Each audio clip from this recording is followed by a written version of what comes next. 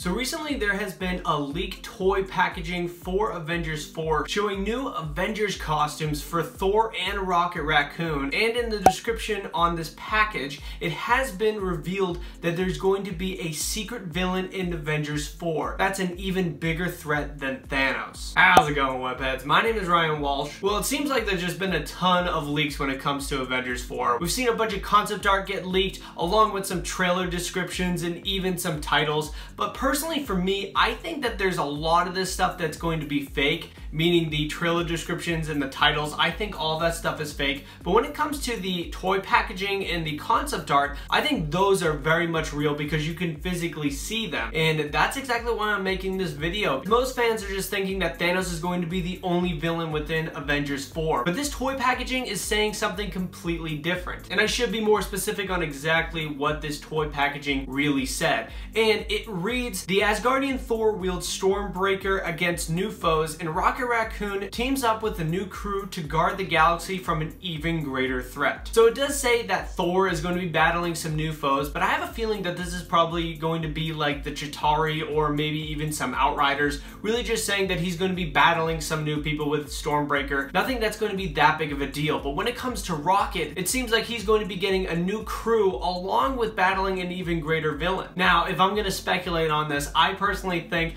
that it would be awesome if Rocket actually teamed up with the original Guardians that was teased at the ending of Guardians of the Galaxy Volume 2. We're back as a team. I'm in. Dope. I miss you guys so much! Hell yes.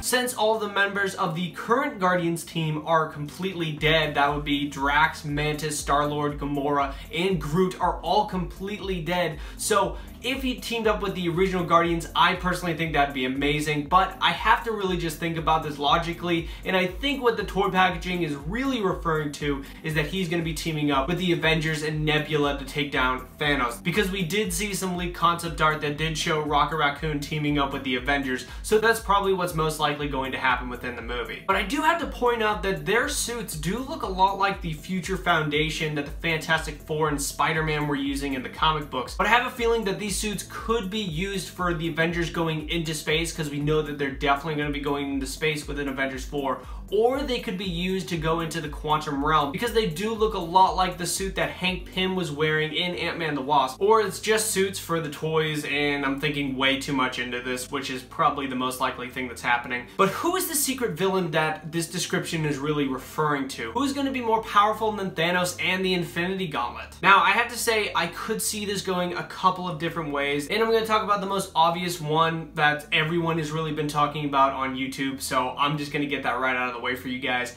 And that's really just the secret villain is going to be Annihilus. And the big theory is that Marvel already has the rights to this character because we have seen this done before, where Fox wanted to use Negasonic Teenage Warhead in the Deadpool movies, but they wanted to change out her powers, and the only way to do that was to actually go to Disney and Marvel and get permission from Marvel to switch up her powers, and in exchange Marvel got to use Ego the Living Planet in Guardians of the Galaxy Volume 2. So Marvel could have done this once again to get Annihilus into Avengers 4. And personally for me, I definitely could see this happening because it already happened once before. Also, this would line up with the rumored title for Avengers 4, which is Avengers Annihilation. A lot of people are really talking about that as well. But honestly, like I said before, I don't think that the title or the trailer descriptions have been leaked at all. I don't think anyone has seen the trailer or even knows of the title so far. So I personally do not believe in this part of the theory. I think this doesn't make any sense at all. And honestly, I don't think Marvel is going to be just introducing Annihilus as the big baddie, because that wouldn't really make any sense. I mean, I do think it's pretty safe to say that Thanos is going to be the villain of Avengers 4 for the majority of the movie, and Annihilus has a big backstory with the Negative Zone, so I don't think that Marvel is just going to completely introduce this character, because you have to give them backstory and explain exactly where they were this entire time. Also, Annihilus in the comic books has never been a bigger threat than Thanos and the Infinity Gauntlet. Yes, he does have a giant bug army that did threaten a lot of the universe, but Thanos also has a giant army and the Infinity Gauntlet as well, so I don't think Annihilus could really be seen as a bigger threat than Thanos. And also, really to just debunk this entire theory is that the Russo brothers already said that the title of Avengers 4 is not going to be based off of any comic book storylines, so Annihilation really really doesn't make any sense because that was a giant comic book storyline. So right there, just consider this entire thing just completely debunked. Before we get into the villain that I personally think that this description is referring to, I do have to give my comment of the day, and the comment of the day comes from Zoom McLeod. Thank you very much for commenting on my last video. If you want your comment shouted out in the next video, definitely comment below so you guys have a chance for the next shout out. But let's keep going with the video. I think we really just need to think of this more as a villain that we already know exists within the MCU, and honestly, I'm thinking that the Celestials are going to end up being this villain. Now, we know the Celestials have been within the MCU because we have literally seen them in Guardians of the Galaxy. These carriers can use this stone to mow down entire civilizations like wheat in a field. But it looks like no one has really come into contact with a Celestial in a long time, except for Ego in Guardians of the Galaxy Volume 2.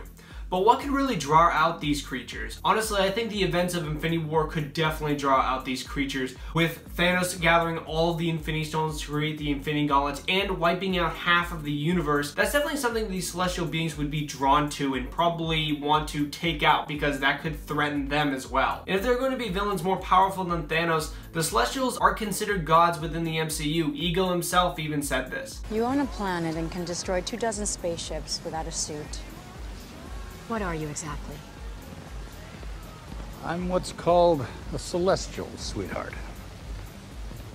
A celestial like a god? Small G, son.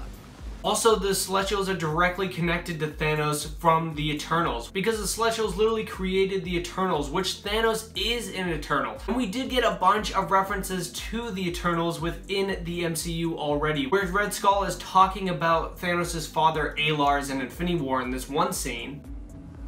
Welcome, Thanos, son of Alars.